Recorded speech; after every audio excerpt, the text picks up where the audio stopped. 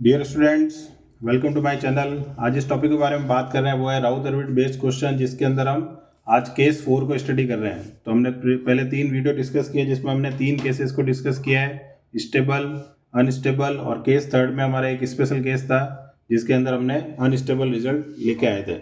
अब last case जो है वो कि इम्पोर्टेंट है, जो कि आगे रूट लोकस के अंदर भी हमें काम आता है। तो सबसे पहले ऑब्वियस है कि हमारे पास एक इक्वेशन गिवन होगी और उस इक्वेशन से हमें सॉल्व करना होगा कि ये कौन सा केस है, वो हमें आइडिया लगाना होगा।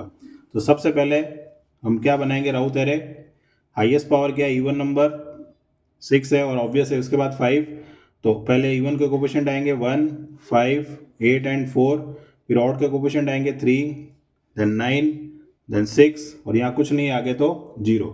अब हमें एस की पावर 4 डेवलप करनी है। तो 3 into 5 that is 15, 9 into 1 9 upon 3, तो कितना आ जाएगा हमारे पास 2। ठीक है।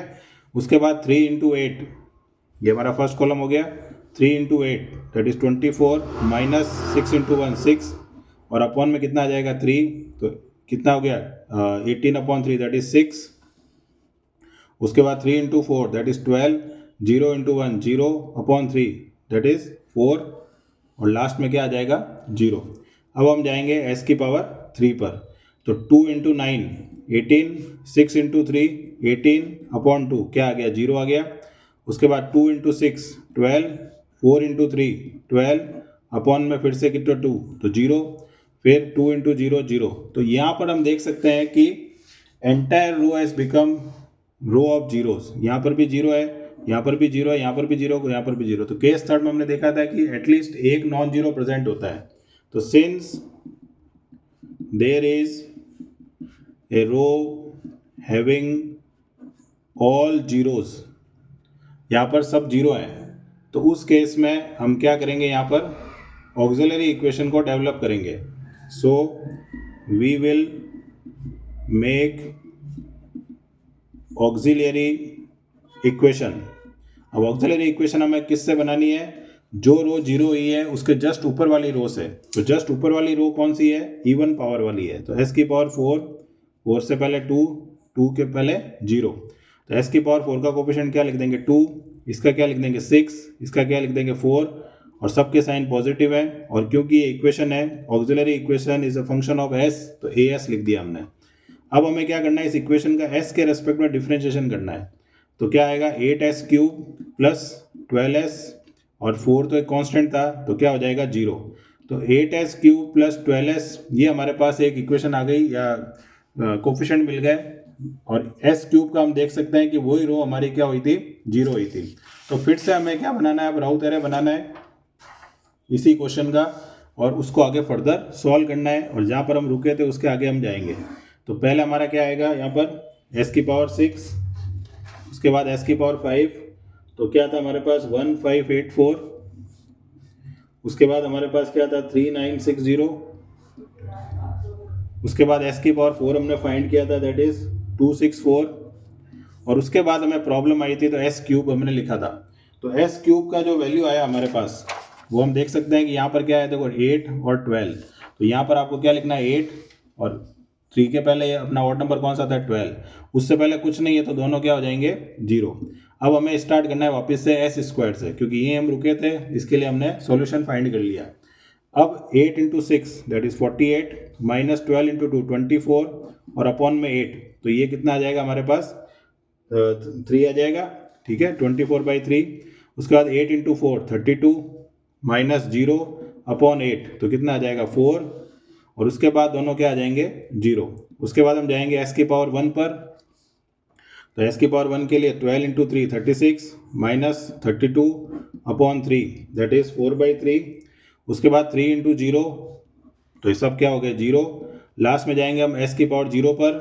तो एस की पावर 0 पे क्या होगा 4/3 इंटू 4 माइनस 0 अपॉन 4/3, तो रिजल्ट क्या आ जाएगा हमारे पास 4, और बाकी सब क्या हो जाएंगे 0।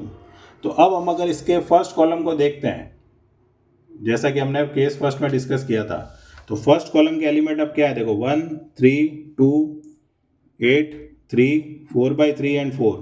तो यहाँ पर पहला कंक्लूजन क्या निकल रहा है कि ऑल आर पॉजिटिव। तो जब सभी पॉजिटिव होते हैं तो सिस्टम क्या होना चाहिए, स्टेबल होना चाहिए। लेकिन फर्स्ट टाइम में आया क्या ये, मतलब फर्स्ट बार सॉल्व करने पे ऐसा रिजल्ट आया क्या, नहीं आया। हमने ऑक्सिलरी इक्वेशन डाल के ये सॉल्व किया है। और दूसरा साइन चेंज हुआ नहीं है, नेगेटिव तो अनस्टेबल भी नहीं है, तो पहली बार में नहीं आया इसलिए स्टेबल नहीं है, और नेगेटिव नहीं है तो अनस्टेबल नहीं है। तो इसलिए ये सिस्टम क्या कहलाता है, मार्जिनली स्टेबल, क्योंकि ना तो स्टेबल है ना अनस्टेबल है। तीसरा चीज़ यहाँ पर क्या होगी कि हमें अब इसके रूट्स फाइंड करने हैं कि भाई वो मार्जिनल रूट्स कहाँ पर हैं। तो उसके लिए हम आएंगे ऑक्सिलरी इक्वेशन पर, जो कि हमारे पास क्या थी, A S equal to 2s⁴ plus 6s² plus 4, ये हमारे पास इक्वेशन थी। अब इसको सॉल्व करने के लिए थोड़ी देर के लिए हम क्या करेंगे, s² की जगह t ऐड कर लेंगे। तो फंक्शन हो जाएगा t में, तो ये हो जाएगा 2t² plus 6t plus 4। 2 common ले सकते हैं इसमें से, इक्वेशन है तो इक्वल टू 0 कर देना, t² plus 3t plus 2 equal to 0। इसके जब हम रूट्स फाइंड करेंगे दराचारे लगा के, तो वो हमारे पास रूट्स आएंगे -1 एंड -2। लेकिन एक्चुअल जो रूट्स है हमारे पास, यानी t को किस माना था, वरना s² माना था, तो s² की वैल्यू आई -1, s² की वैल्यू -2, तो s की वैल्यू क्या होगी, plus minus √-1, that is s equal to क्या आएगा, प्लस माइनस j। और similarly s equal to plus minus √-2, तो s इक्वल टू क्या आएगा, प्लस माइनस 2j। तो दोनों ही जो √2j, तो दोनों ही जो रूट हैं वो कौन से एक्सिस पे आएंगे, इमेजनरी एक्सिस पे, -j⍵। तो प्लस माइनस j तो हमें पता है, क्योंकि ये पोल की तरह होता है, तो इस तरह से रिप्रेजेंट कर सकते हैं। √2 होता है 1.414, तो यहाँ आ जाएगा √2j, और यहाँ आ जाएगा -√2j। तो ये हमारे कौन से एक्सिस पे हो गए, इमेजनरी एक्सिस।